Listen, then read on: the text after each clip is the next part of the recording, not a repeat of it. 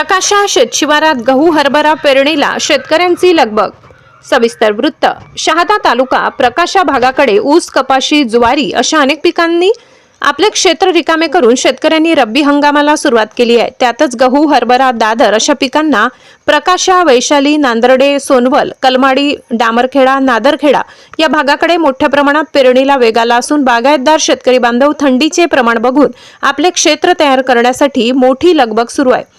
शेतकरी बांधवांना यावर्षी शासनाकडून ऊसाला 3000 प्रति टन व कापसाला 10,000 रुपये भाव मिळण्याची अपेक्षा होती, मात्र ते अद्यापही अपेक्षा पूर्ण होताना दिसत नसल्यामुळे अनेक शेतकऱ्यांनी व्यापाऱ्याच्या भावाने आपला माल विक्री करून आपले क्षेत्र रिकामे करत गहू, हरभरा पेरणीला सुरुवात केली।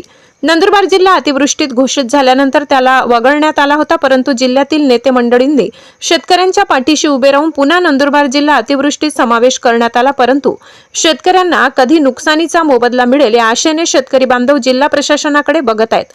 पेरणीसाठी लागणारे बी बियाणे व खताचे दर गगनाला भिडले असून जिल्ह्यात रब्बी हंगामाला सुरुवात झाली असताना देखील शासनाकडून अतिवृष्टीत झालेल्या पिकांची नुकसान भरपाई मिळण्याची प्रक्रिया अजून होताना दिसत नाही, अशी शेतकऱ्यांमध्ये नाराजी दिसून येत आहे। लोकशाही हक्क न्यूज चॅनलसाठी दिनेश सामुद्रे, प्रकाशा।